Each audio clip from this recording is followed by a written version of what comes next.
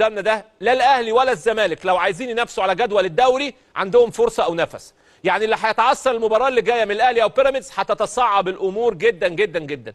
اللي ممكن يكون عنده نفس شويه وجمهوره مش هيقبل بكده لان هي مباراه مصيريه ليه امام امبي هو نادي الزمالك. نادي الزمالك لو لم يوفق او تعادل ممكن يروح فارق بنقطه في حاله فوز الاهلي وبيراميدز، وممكن حتى لو لم يوفق يبقى رحيم متساويين يبقى عنده فرصه للتعديل. ولكن جمهور الزمالك خلاص دخل الجيم وصدق المشهد، ودي نقطه مهمه حط تحتيها 3 خطوط. جمهور الزمالك خلاص دخل الجيم وصدق المشهد.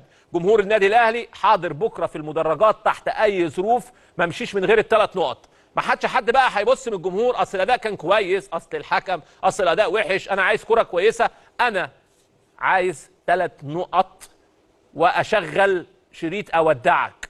اديني ال3 نقط واشغل شريط اودعك لان مش هقابلك تاني خلاص.